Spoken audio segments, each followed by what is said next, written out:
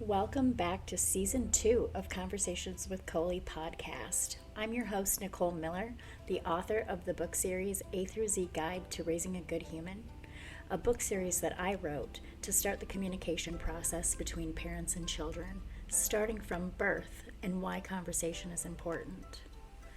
This year, I want to invite you to join me and my guests as we talk about all the subjects and topics that we hear about in everyday life, like human trafficking, grief, relationships, near-death experiences, and all the insights that we can learn from these subjects and topics, and how to look at things from both sides of the spectrum without using bias. Join me and my guests this season as we heat up the summer and the airwaves with our hot topics, and we start opening the doors and shaking out the rugs that we have been carrying with us through generations to truly be the change. Welcome back to another episode of Conversations with Colie. Today I'm talking with Nicole Majik. Nicole is a metaphysical empowerment speaker. We are diving into what near-death experiences are, Nicole's personal experience, and how that changed her life. Welcome, Nicole. Thank you for having me, Nicole. Yeah, it's the Nicole episode, we'll say. Right? Before we start, though, I always do an icebreaker question. So this one I created for you. If you could live in a certain era other than the present day, which would you choose? Ooh, this is a good one because there are so many different things, but I think I would just say I would want to live when Nikola Tesla was alive and be friends with him so that I could have the most interesting conversations ever. Yeah, I would want to talk to like Albert Einstein. I would want to know what that was like to just have a conversation with him. I read a lot of history books and I like the dynamic between the friendships of Ford and, all those. Yes. First people. So tell everybody about yourself.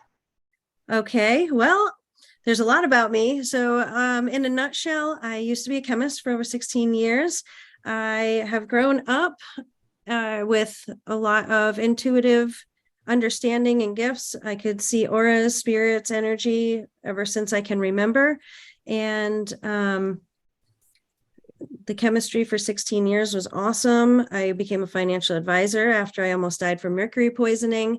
And all along the way, I also owned my own business since 2008, this business here, Majik LLC, and really helping to empower people is my jam. Yeah, I have 4 kids, it. and I'm an Air Force mom, so we've got a really good family here. A lot of intuitive people in my family. So right, awesome. So you weren't intuitive as a child. As you grew older, did it seem to like wane away or did it intensify for you?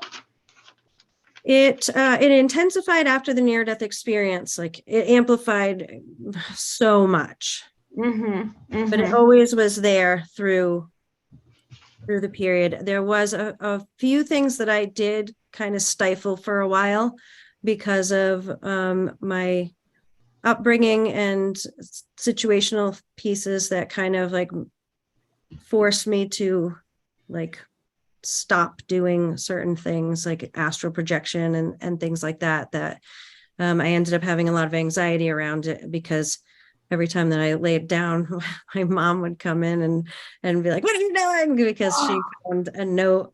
So if I was projecting, I would snap back and my whole central nervous system would be tweaked out.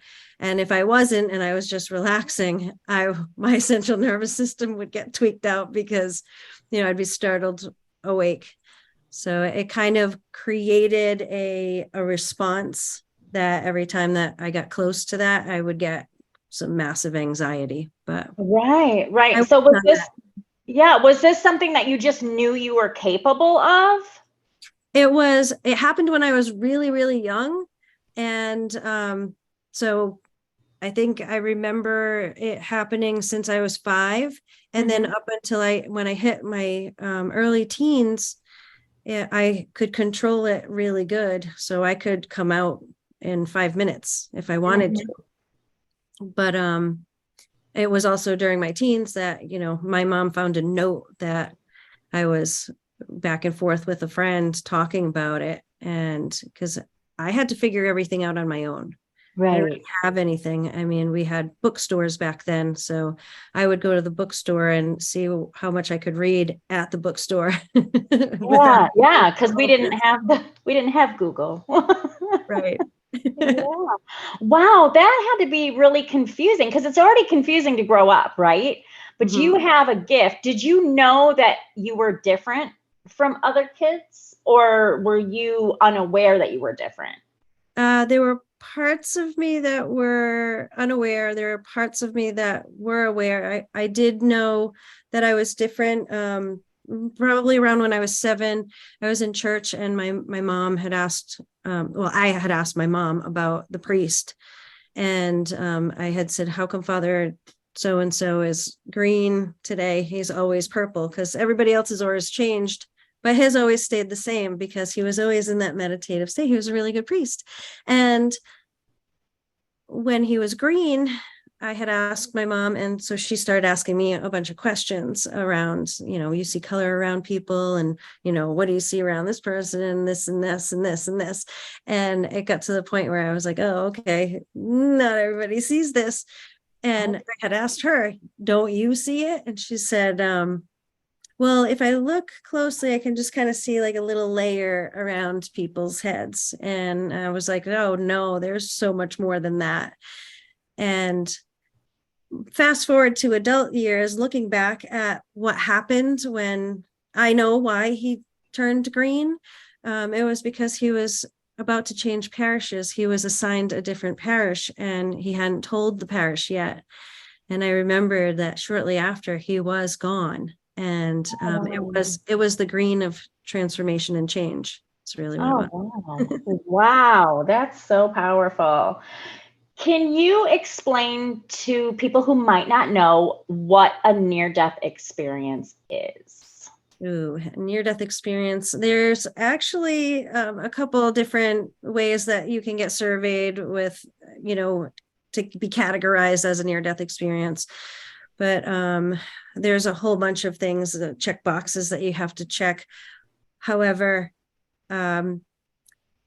there's a point where you are at a near death. There's a near death type situation happening, whether you actually die or whether you come close to it. It triggers something to happen in which can be very profound. There can be a shared near-death experience, or just you involved in that, where you might see your body, you may not see your body. But usually time slows down. There's a whole bunch of different things. If I go through everything, it might be crazy, but basically reality kind of morphs into something slow motion, or speeds up. So it's one or the other. And it was a super slow motion. And you can see all these details. Typically there's a presence there, and a lot of times you feel that divine love vibration. So there's usually something profound that happens afterwards. Do you want to talk about your near-death experience?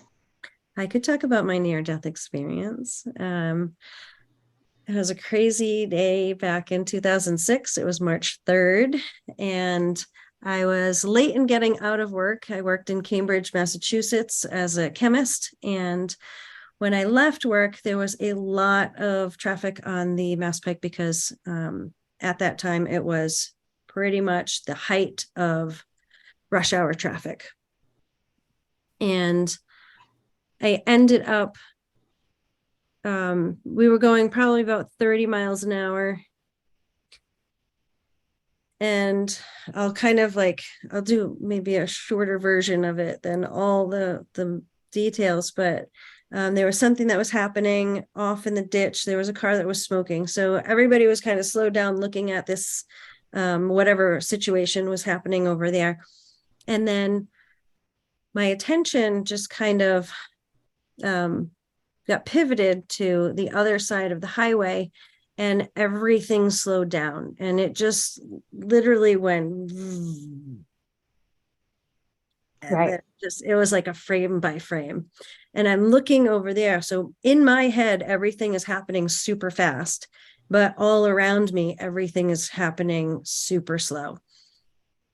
And this woman, I saw her driver's side door was pushed in, and she was swaying like this, just swaying back and forth with her head forward. And she had this beautiful black curly hair, and I could see where all the light was shimmering on her hair and looking like this golden kind of color or whatever. And I just remembered like admiring that for a split second, and then saying, well, how come her car door is smashed in, and who hit her car, and where is that car now? And, just seeing where everything was relative to each other and the Jersey barriers.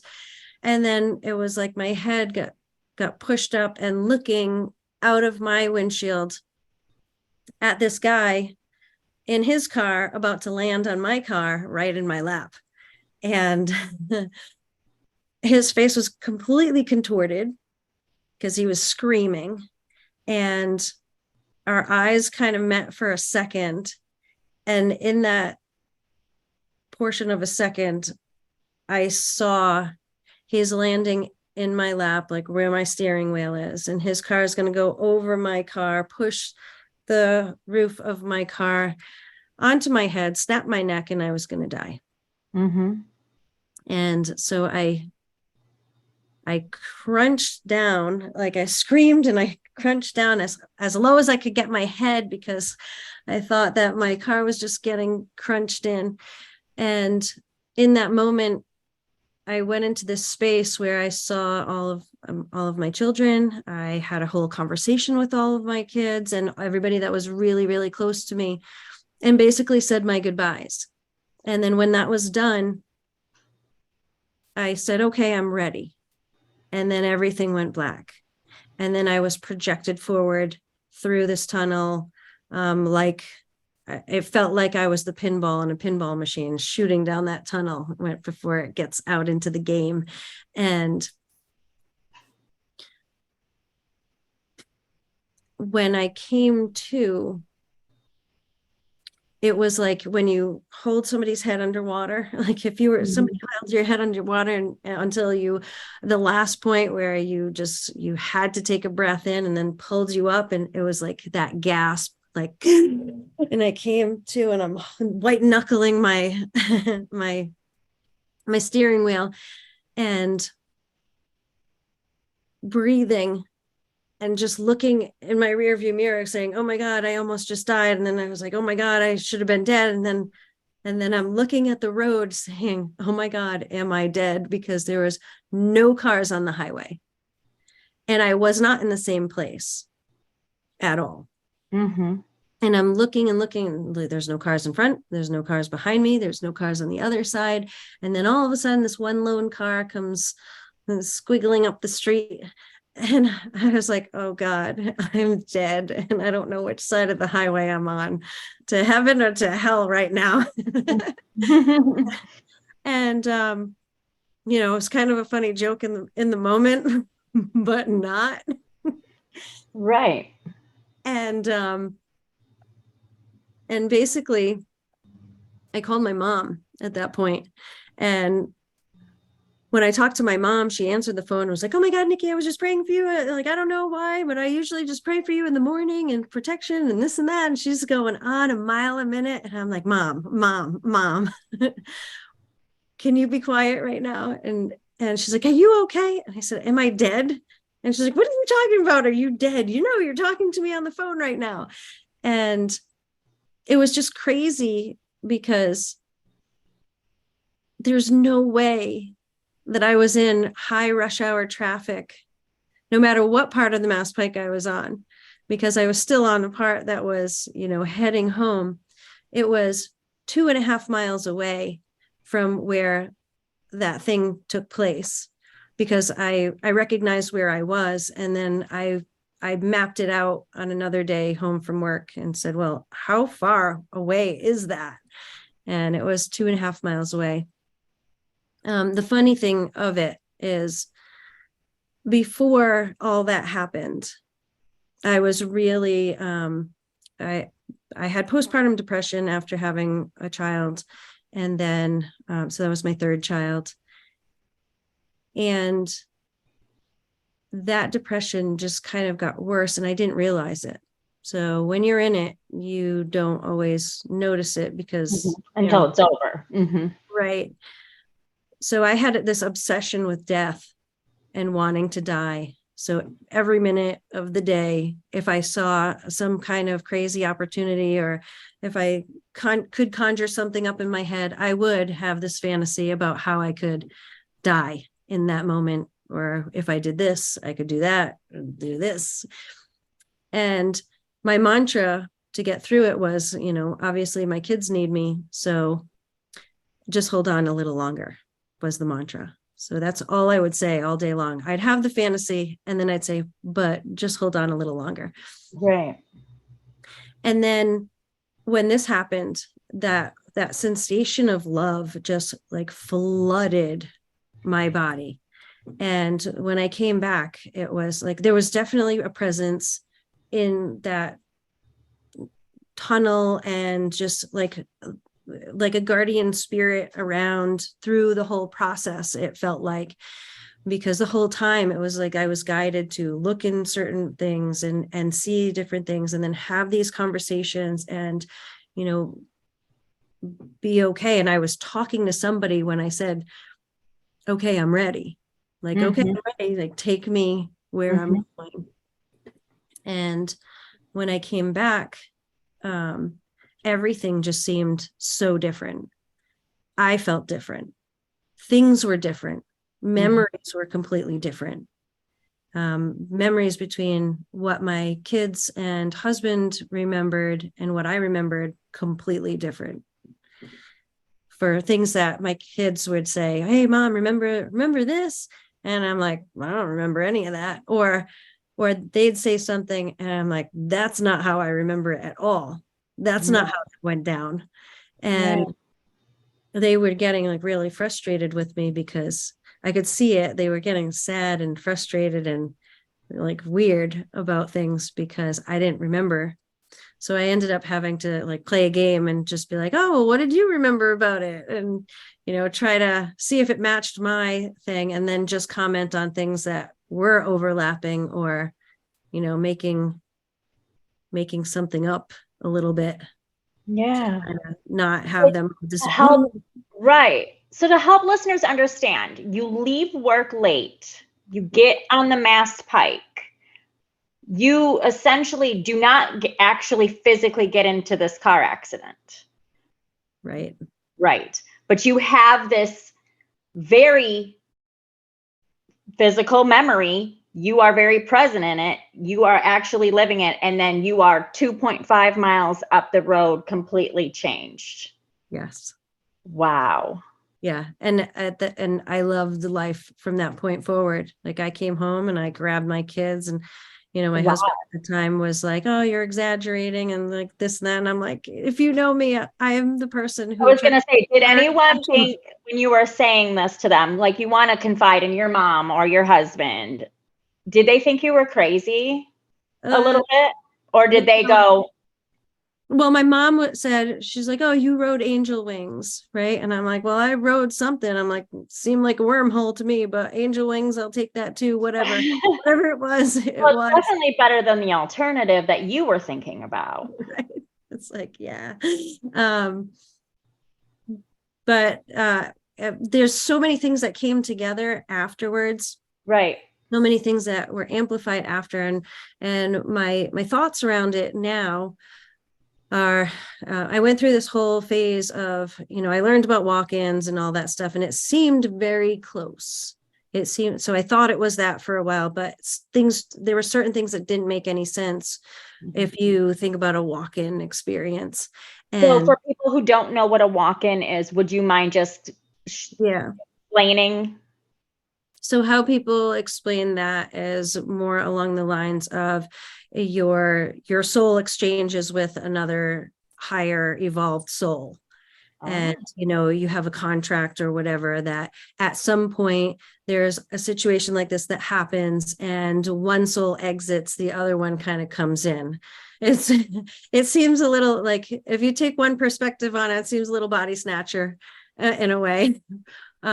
Which kind of also explains a little bit of that feeling of how things shift. You feel very different in this body.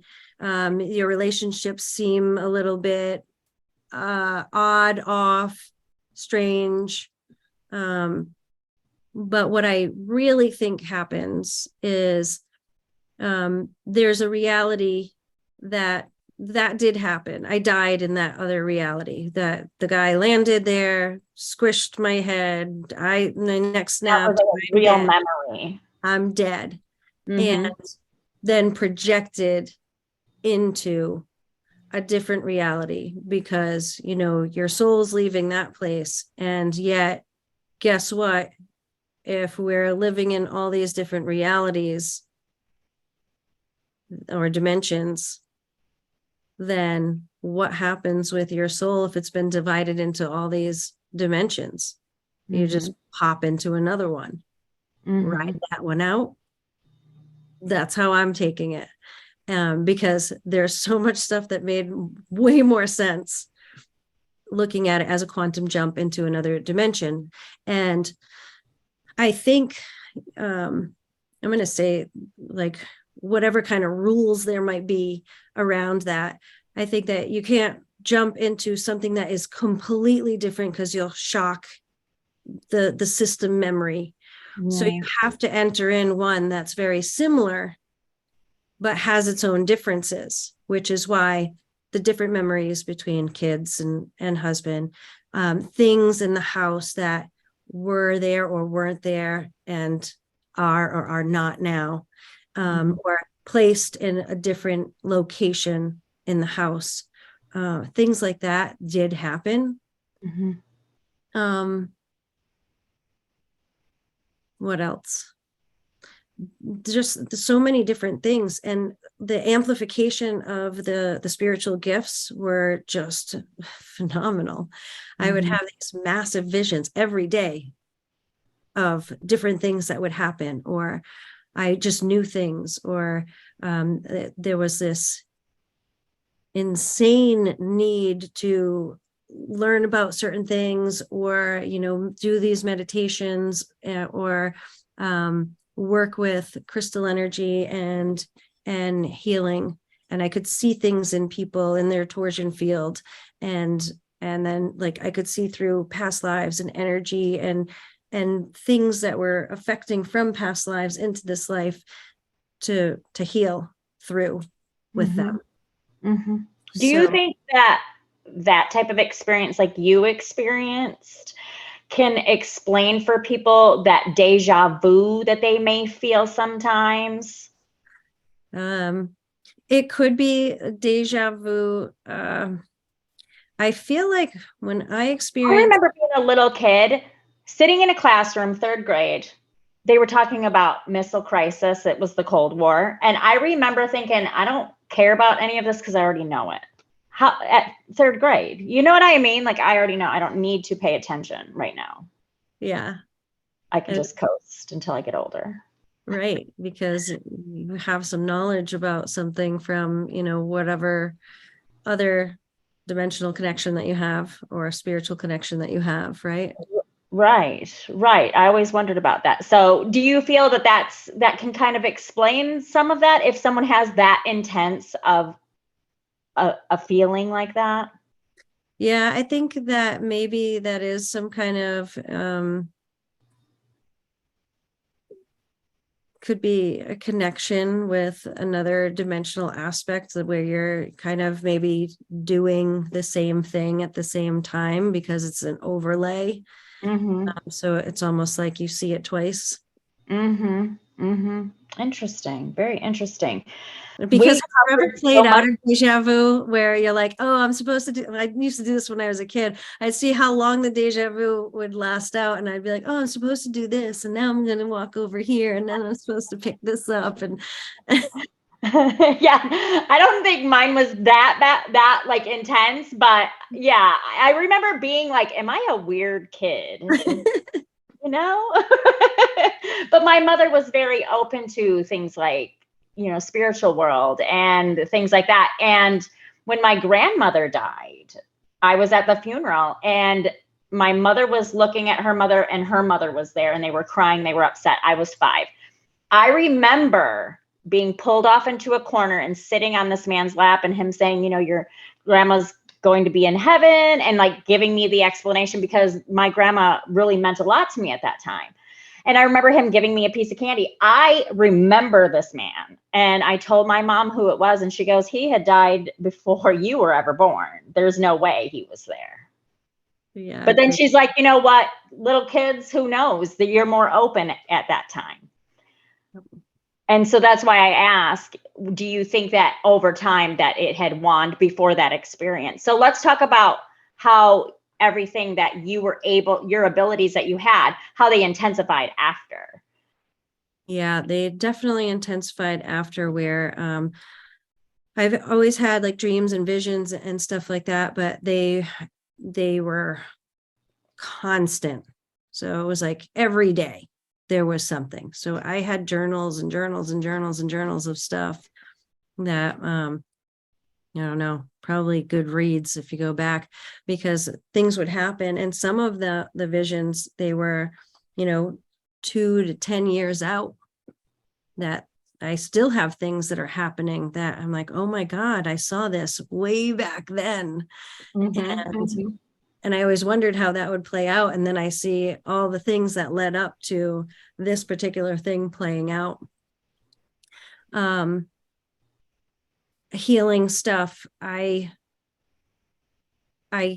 came back and I had like, I started doing a lot of healing energy work because I could see things in people and I'm like, I just need to touch somebody, right? It's like, can I touch you? It was just this thing that I knew and I could see something. It was it's static. It gets staticky or like smoky. And when I see something in there, I would go up to somebody. I started with some of my friends because I'm like, I just need to try something, because I was curious, really, is what actually happens before I go touching some stranger on the street somewhere. Like, excuse me, sir, I've noticed that your hips are way out of whack. And so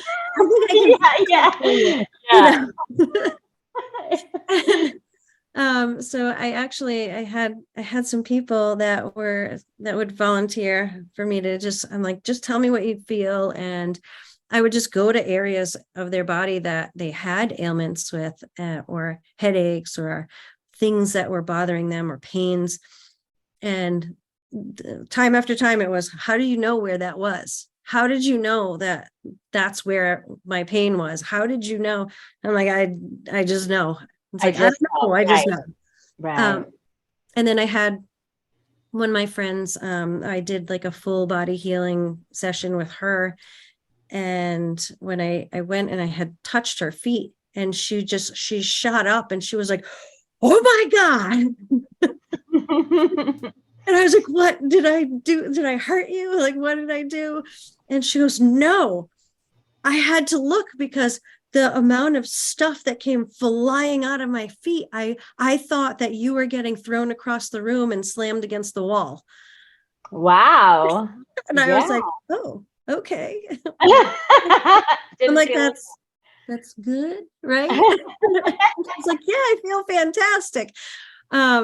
And she had like fibromyalgia stuff that was going on. But it's just, I just see things. So I take care of them. Yeah. So in your journey with this, has anyone ever said to you, like, this is sacrilegious, or, this is the devil's work? Oh yeah, that was my family. Okay. May we talk a little bit without, Oh yeah. Oh yeah, yeah, I don't have any fears around that for sure. yeah. Yeah. Let's talk about that. Like when you started to kind of share, like, your new gifts and the things you were able to do and what you were pursuing, how did people take that? Okay, so first I have to go back to my childhood before any of that happened, Yeah. because I already had these gifts nobody knew what to do with, right? And it felt very outcast. I was the embarrassment of the family. My mom actually had tried to exorcise me twice that I remember. Once when I was younger, once when I was a teenager, and the teenager one was kind of like, oh, she wants an exorcism, I'll give her a show. So my rebellious teen years.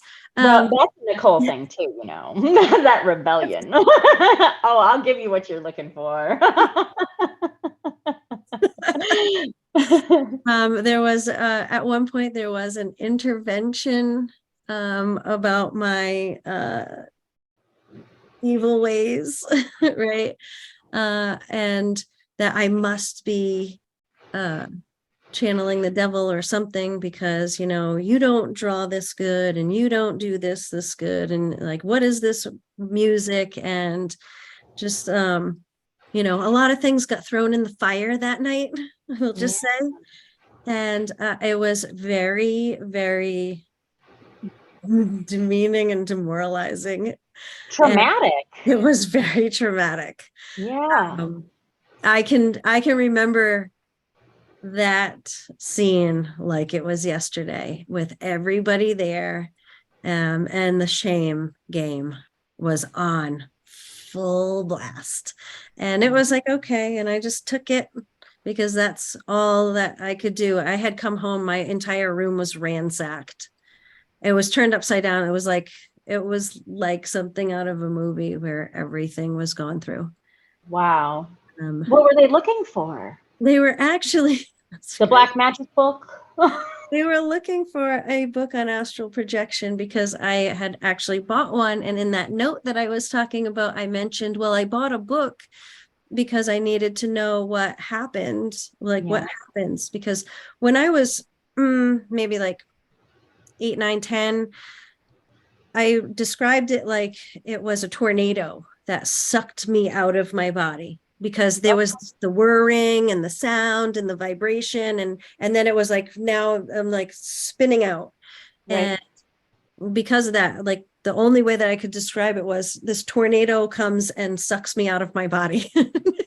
Right. As a little kid, you only describe things with things however you can. Yeah, absolutely. So that was kind of that beforehand. So there's that, where it was very it was very interesting, and I had to keep my mouth shut and not talk about things. So I internalized a lot, which also amplified my gifts even more, because I had to be quiet, and all I had was watching people. So I would analyze situations. So with the auras, that kind of became my my superpower. Was I knew what people were going to say before they said it. I could see where certain things were. So I could see colors, shapes, geometric forms, thought forms. I could see spiritual connections. I could see pedophilia. I could see a lot of different things. Oh, that's got to be scary in itself. If we're just being real, like, now you're a young girl and you're seeing all this stuff. Yeah, and a lot of it was, I had to figure out what each thing meant. So I had to see things enough to be able to put them together. So through my life, I really got good at understanding what was happening around somebody, and what was affecting them too, outside of themselves. And sometimes there's a lot with people where the people around them affect them so profoundly that they don't even know who they are. And so there's a certain look with that too. So there's different looks and feels and vibrations. There's certain types of people that if they are standing behind me, I can feel it so intensely that I can pinpoint where they are. It doesn't matter how big the room is. I can pinpoint exactly to them in that room before I turn around. So when I turn around, I see that one person. Right. Wow. Yeah. Do you ever get a feeling like, get the hell away from me from people? Oh yeah, there's that. Which is really important for empaths out there, that when you feel sensations like that you feel through the auric field and not in your actual body, because when you take all the stuff on, you then have to process through it like it's your own, because you've accepted it into your body. So I just want to toss that out there, because there's a bunch of people out there, and also there's definitely somebody out there that's having some heart opening issues with this. Like they want to close.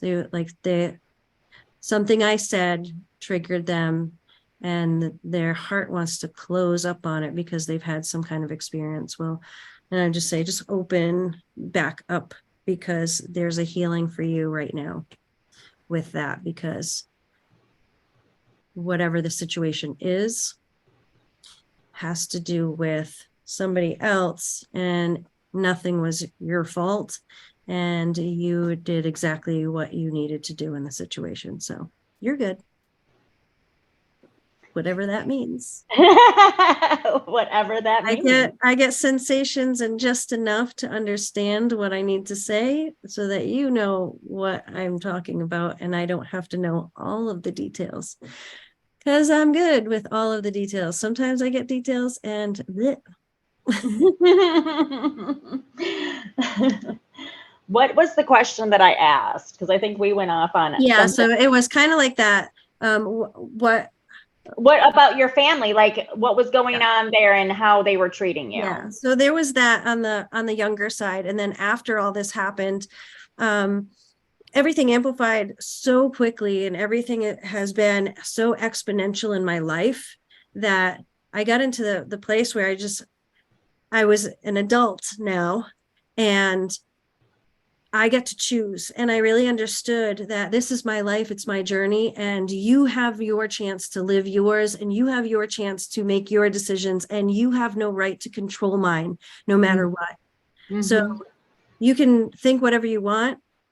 I got a lot of I need to go back to church kind of stuff, or you're a backslidden Christian, and you're this, you're that, and you're going to go to hell, and it's my responsibility to show you how to get to heaven. And you know what? If that's what you believe, then fine. I've seen things and I know things from the other side, and I don't have to explain them to you. I don't need to convince you of anything. You have every right and free will to choose whatever it is that you wish to believe. So you can say that you have the responsibility, but you really don't. So because you can, according to your religion, you can go ahead and say your piece to me, and then please be respectful of my own free will, because I also get to choose. And that frees you up from being responsible for me and my soul. So that being said, it was this whole thing of, I had this whole thing that happened with my mom around me really coming out into the public with my aura photography, my aura readings, my aura graphs, whatever, and giving those to people and doing that as work, because that was all of a sudden you're outing it, you're publicizing your gift. It's embarrassing, right? For those who don't understand, it's very embarrassing for somebody to have the daughter who is the black sheep, who's running around being quote unquote satanic or something. No. I don't believe that at all. I was like, oh, okay, well, I'm the nicest, whatever, meanest person then, because if you're going to categorize me as some mean, nasty, like demonic thing. That's what a lot of people do. They criticize and they, how, before we get into like your photography and stuff, how did you get past the mental health struggle that comes with being attacked and intervened on and limited? Yeah, I definitely had a lot of shame around things. So I definitely had to work through all that. Doing what I do now for other people was basically, I had to do it for myself. I had to figure it out. So it took me, I started the work on myself when I was about 12 years old. So it's been very incremental when I was a kid growing up into a young adult. And then through that process, the amplification after the near-death experience definitely did some things. But I had very divine connection growing up. So I would go into my own little zones that were very cosmic and receiving messages of, because I would get really upset. I would get really sad and beaten down feeling, just being in that space of, feeling worthless and nothing. And I would just get these messages from my friends above, and they were very uplifting and like the great work that I'll be doing and, the impact that I will make and all of this stuff that I was like, yeah, okay, whatever, who am I? But there was also something that kind of like seeded hope and faith within myself. So, I used to ask, well, why these people? Why am I stuck with these people? And I knew from a very young age that these were the lessons that I needed to learn in order to help the people that I will be helping. So it made it a lot easier. Yeah. Yeah. So do you believe that you're with the right parents and the right family for you and your work? Yeah, I think that everything plays out, and there are reasons for it that we will never know, and reasons for it that we will recognize, realize. And I look back at things and be like, wow, that stupid thing was actually really profound. Right. Because those simple things, it's a lot of times the simple things that, make us go the distance in business in our lives. It's those little tiny things. Yes. That make those big changes. And all the stuff, like I have these conversations with some people that the stuff where it feels like your entire life is being turned upside down. And I've been through those spaces several times. And it's like every time it happens, you're in the space going, oh, here we go again. Like, what the frick? And then, but at the same time, each time it happens, you've learned some things, and it's like, okay, I know what this is all about. So where's my lesson? Where's my opportunity? What's going to happen? It actually gets kind of exciting because all the foundation that's not supporting you is getting stripped away. And it may seem like I've said it before that like it feels like my heart is being juiced and then I'm forced to drink it, like that. And it turns out to be some of the most beautiful things that could happen to you. And you can't say that until you're on the other side of it. Because it really feels nasty when you're going through it. Right. But when you also understand that when you understand that there's a bigger picture to this. And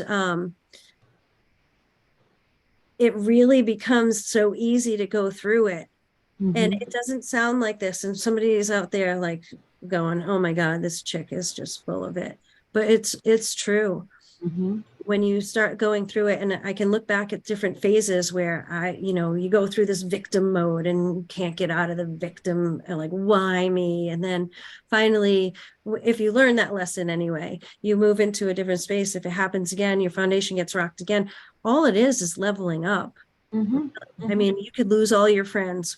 Big deal. You can make new friends. Yeah. In the meantime, because that's what you knew and that's who you hung around with. But then when you make those new friends and you're going, oh, this group is way better than anybody I hung around with before, and all the BS that they, created and I allowed to happen in my life. And then you get to that space, and then it's like, and then something else happens and stuff gets stripped away.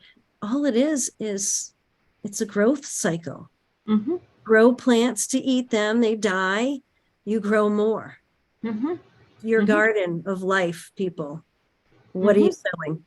Mm-hmm. And you don't have to have a big circle of friends. The smaller circle for me is, I prefer that. It's less, dramatic. I like to keep them few and great. So in all that, do you feel that the reason that the thought process you have, and that I'm on board with it, is it because we are more conscious and understanding because we're more open? Is it because people are so closed off to accept a new idea that they cannot even perceive this? It's like, oh, it's evil, I don't even want to look into it. Because when you look into it, there's no evil there. Well, okay. There's so much to that. Okay. Sorry. That's quite a conversations with It's Colie. Actually pretty exciting. And I feel like I wish I had like 5 or 6 mouths to just say like all 5 or 6 things at the same time, because that's what's happening in my head right now. The human condition is we want to always be right. Mm-hmm. Part of our fears are the fear of the unknown. We don't know because we can't control what we don't know. And if you put those two things together, if we venture into being open about hearing something that we don't know about, and we find that it completely disrupts everything that we thought about our lives, nothing you know about your life is right, is how you think about it, right? Mm-hmm. And that's crazy. That's to be feared, because then what? Mm-hmm. Because some of the leveling ups feel very much like this existential crisis, and there are places that you go where it's like, oh my God, this just disrupted everything that I thought about this. And it's gonna happen, and it's okay, and it's actually pretty exciting. And when you can recognize that this is what's happening, is your mind is being reprogrammed to understand at a greater, more complex level. Mm-hmm. This is why it's really important to understand yourself. So it's always depths of the self. It isn't projecting out to everyone else. It isn't about this Nicole saying, oh, no, that's that Nicole's stuff. No, because guess what, Nicole, your stuff that you're presenting to me right now is my stuff too. Mm-hmm. In some way, shape, or form. And a lot of times it comes in the form of, it could be the same exact thing, or it could be the complete opposite. And opposites are exactly the same. They're just a different degree. So guess what? Mirror image or same image, same thing. Mm-hmm. Mm-hmm. So it's a matter of just really understanding yourself. And if we don't know that, and we're not accepting to accept something new, that we might be wrong. I'm dating myself with the funds. Yeah. And think about this. Now, it doesn't just it just doesn't go for this. This goes for anything you're stuck in a cycle with. If you're stuck in a cycle of domestic violence, you're afraid to step outside because that is the unknown. The unknown is out there. So when you're taken to a near-death experience, that's the reset button, in my opinion. That's the way I took it, because I also had my life almost ended. I had the whole thought process of, oh, I'm dying on this day. Does that mean I'm going to heaven? What's going to happen to my kids? Lights are out, lights are back on. I get a second chance. And in that second chance, I get to think differently this time, because before I was thinking those limiting thoughts that society was telling me I should be thinking like a good human, right? And I was stuck in these situations and in these relationships that I was afraid to get out of. But once that happened, that fear went away. And I said, my mind needs to be open and accepting what's coming at me and analyzing it as a lesson. Yeah. So that kind of triggered something in my head about being in relationships, right? Being in toxic relationships, abuse or not abuse. When we're in relationships that aren't fully aligned, you're going to have people around you that are like, why are you in this? Right? And you're going to be in it for whatever reason you're in it, because it's your limiting beliefs that are creating whatever situation that you have, right? That's a negative part of it. Now, when people are saying, why are you still in this? Either you're not ready or you are ready, but you're not quite ready and fully lesson learned yet, right? So, for example, I committed to working on something within myself, right? I was in a relationship that wasn't fully aligned anymore, right? It may have been aligned for a period of time and maybe played out its purpose. And now was showing me things that needed to come to the surface for me to advance in my own growth. So they didn't feel good at all. So it kept coming up and coming up and coming up. And, you know, there was, with each iteration of this negativity that was coming up and rising up to the surface, it was, okay, well, what's coming up now? And I'd work through the stuff. I worked through and learn the lesson, blah, blah, blah. And then it's like, but there's something else, but there's something else. And I could have walked away from the relationship earlier, but I chose to stay in that space while I worked on things, knowing that if I severed the relationship there, I was just going to attract another one. Right. So I'd have to go through it all over again. I'm like, I'm not wasting this time. Yeah. I'm wasting the time to get to that place because I've got it right here in my face. So I'm choosing to do the work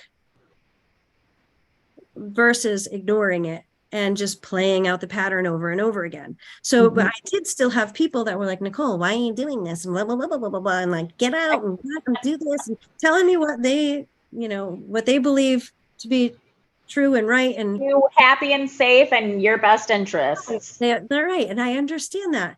And at the same time, again, I don't need to convince anybody of anything. I don't need to explain myself. And it's just, I'm doing this because I'm going to be where I need to be for as long as I need to be there until I'm ready to not be there anymore. And that's what I did. So I worked through all the stuff, and then guess what happens?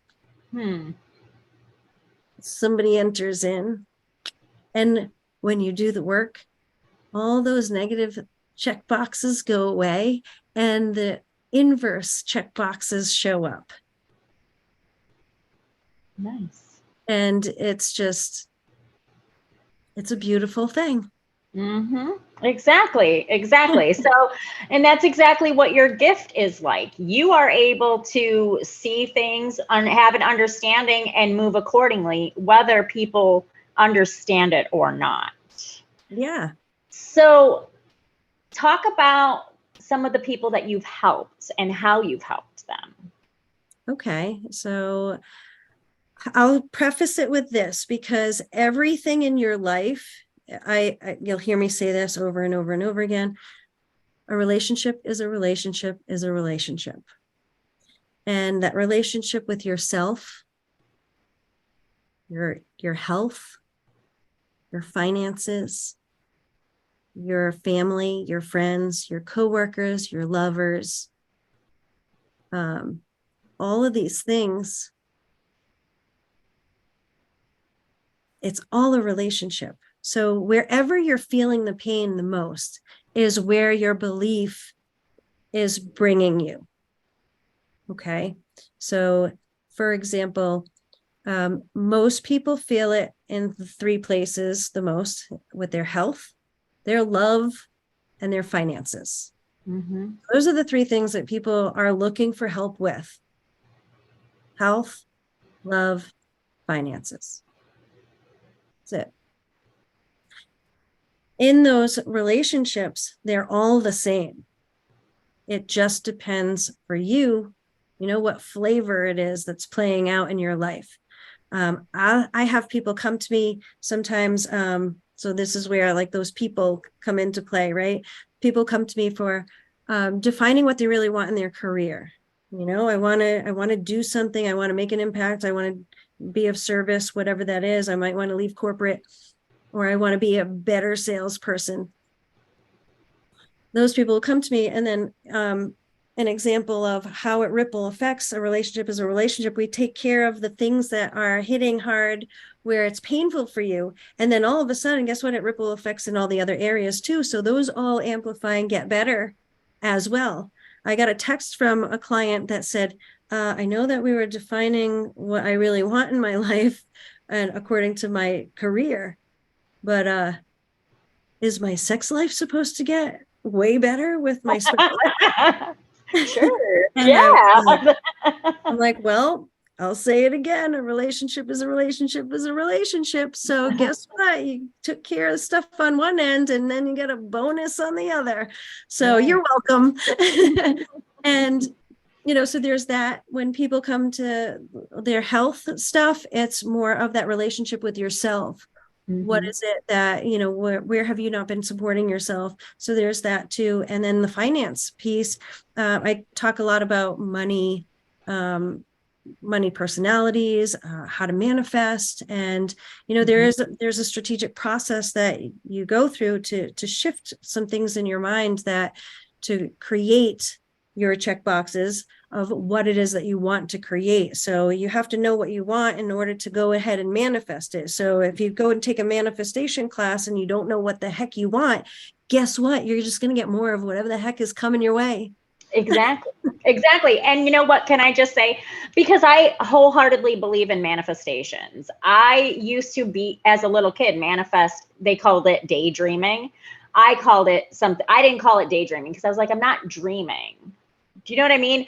In my mind, I was seeing, I was envisioning. And so it wasn't dreaming, because dreaming is something you do unconsciously and it's maybe not real, right? But you get people that are like, hashtag manifest it. They think it's like making 3 wishes to this invisible genie and it's just going to happen for them. Can you maybe kind of give us a definition of what manifesting really means for those people who might say silly things like, oh yeah, just go manifest it? Yeah. Okay. Manifest something. There's a lot of components that come into play, and your belief system is one, huge, because you're not going to manifest past what you believe. Mm-hmm. Not. So get right with this thing. And there's a feeling component. So if you're dissociating from your feelings and you don't know how to feel your feelings, guess what? You're not going to manifest. There's an experiential portion of this, and to be able to focus. And by focus, it doesn't mean like concentrate in a certain way. It's being able to clear the mind and be in this avoidance space where you can still think, but you are devoid of thought. It's kind of a weird thing. And I call it opening the window of miracles, because there's a very specific space that you go into, this quantum realm.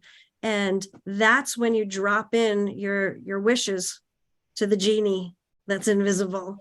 And you got to do it in a certain way, because the vibrations got to be aligned with what it is that you're trying to do. And a lot of people don't know how to word things either. So if you take all these things into play, it doesn't happen because there's something that's off. So you got to get these things into the right space. And that's why I do things from multifaceted and show people how to hone in on it, because I create something that gives you the experience. So you have like a mini burst of it. And then once you experience that, you can't forget it. It's like having a near-death experience. Once you have that experience, you don't forget what you learned in that. So it's always there. And the other part of that whole manifesting is, a lot of people think that affirmations are manifesting positivity, I think. Right. And the thing is I say, your affirmations suck because your beliefs suck. Because an affirmation is not meant to like create something new. An affirmation is supposed to support a belief that you already have. So if you have a really crappy belief, and then you're like, hey, I'm going to toxic positive this belief, because with this affirmation that's like, oh my God, I am so worthy and deserving of love, right? When you think I'm a horrible, vile person, like they believe that they are a horrible, vile person. And I'm like, okay, so we're not going to be using like, I'm so full of love and I receive love so much on our wall, and that's going to make it right and real. Right. All it does is say, oh, you read that and your belief goes, and that's why you are not any of that, right? And it just goes into this space of just reaffirming, yep, see, and you're wrong. So all you do is amplify that. So if you don't believe it, people, stop saying it. Thank you, Nicole, because truly I think these things, but sometimes I'm like, I don't have a right to think that. So you just helped me there. Thank you. Then just call up the other Nicole, because I'll just spew it out. Yes, because it's so true. I mean, honestly, affirmations hit you if you have it in your belief system. It's supposed to help you along. It's not going to help you get to a belief system. Right. Which is why I help people change the belief. And then you have your affirmation that goes. Right. I love it. So now that you've done all this good work, has that changed some of your friends and family's minds about your gifts? Yes. Yay. I was hoping there was some good coming out. Yeah, actually, there's actually a really cool story about astral projection and my dad, COVID, and strokes. Oh, do you want to share a little version? We have a couple of minutes. Yes, please. I'll give the little condensed version. Okay. My dad ended up having COVID, having strokes. He had a stroke when he got COVID, ended up in, the hospital, in and out and all that stuff. And it was during that time when you couldn't go see anybody. And, we need connection, and my dad needs connection. So, I could feel him getting, down and out. So my mom was getting a little distraught about not being able to see him. And I could feel it. And it was pressing on my heart. And I'm like, well, you know what? I'm just going to go visit Dad in the night. So I just kept doing it every night and just sitting there going, Dad, and just kind of like loving on him and saying, whatever it is that, I'm here, we're here, we love you, we want to see you, and we're here to support. And I would sit there and like bring him healing, give him healing energy. My dad started telling my mom that he's been seeing me, somewhere between like 3 and 5 a.m. every day. Right. And my mom's thinking he's nutso. And like totally bananas. And So then I get a call from my sister who actually, accused me of being demonic. That's a whole other story. But she called me up one day and she's like, all right, because we were finally getting to be able to be scheduled for some stuff to see my dad. And she's like, hey, mom thinks dad's crazy. I'm like, okay. And then she's like, but no, he keeps saying that he's seeing you, visiting him. And I kind of thought maybe, you were doing something like you used to do when you were a kid, when you could like bilocate or something. I just went, I'm like, okay. And she's like, are you doing that? And I'm like, maybe. I love it. I'm like, it's quite possible. Yes, I am. And so I was like, okay, so what's happening? So my mom was afraid that I was going to go out there and, get attacked and die and all this stuff, whatever, because she was fearful about it because she doesn't know. But it saved my dad. Yeah. Yeah. You know what he said? Because my sister said this. This is the best part of the story. So he said, oh, well, can you just give Nikki a message for me? Tell her that I can't sleep with all the nurses out there making so much noise. So can she do something about that? So I was like, all right, message received. And I did. So, and then it was like a couple days later, actually the next day that I did it, I went to go see my dad. So my mom was able to take me. And I'm like, hey, Dad, it's nice to see you, in the flesh. And he starts laughing and he's like, yeah, in the flesh. And I said, how'd you sleep last night, Dad? And he said, actually good. I slept good. I said, yeah, I got your message. I took care of it. And he goes, yeah, I noticed. And my mother perked up and she's like, what are you talking about? What happened? And I said, hey, Dad, why don't you tell her what happened? And I said, I talked to those nurses and one went over and did what? And he goes, she closed the door.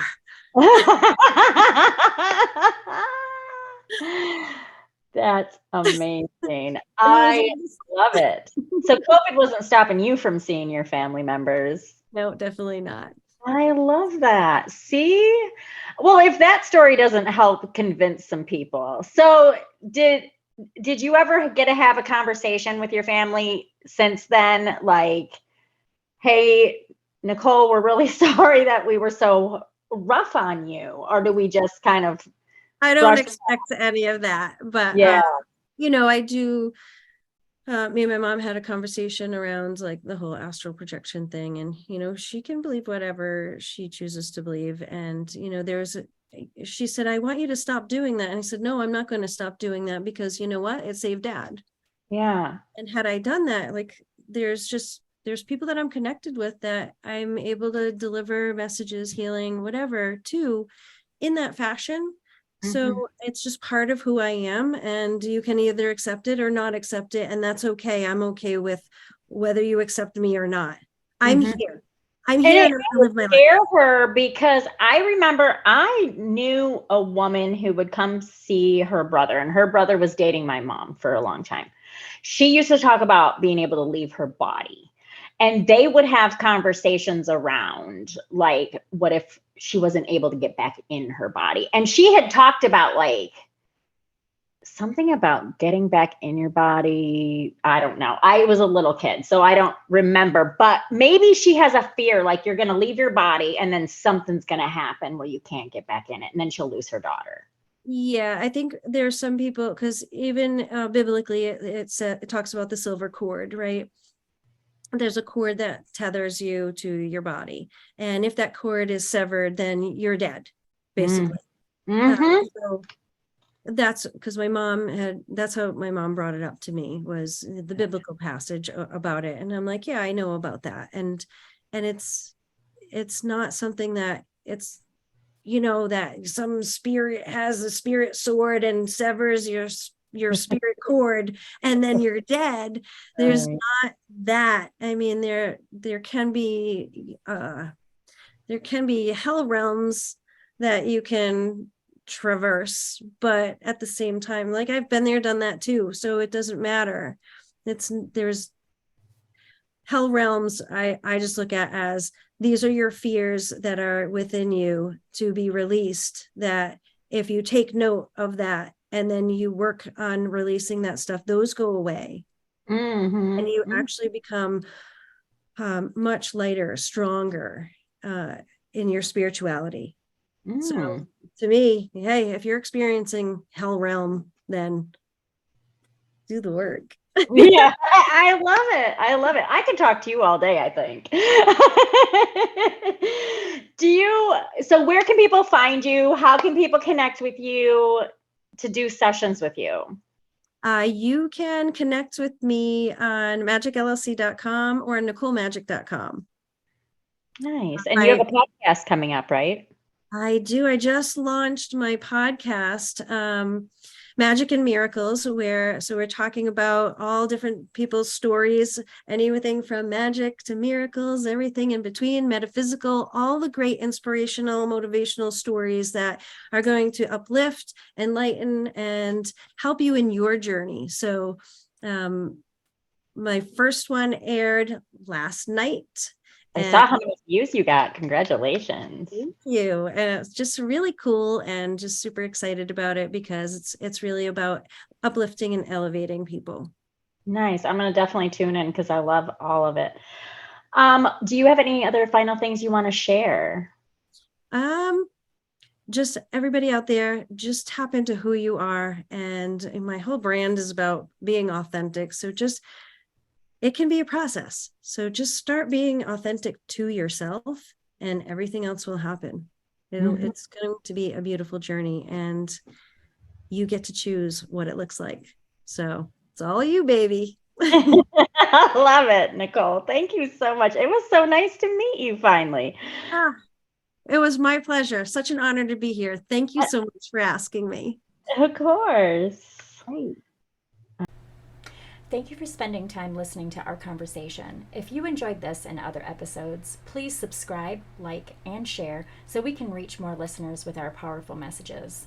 And stay tuned to hear about our affiliates and recommendations. They change from episode to episode.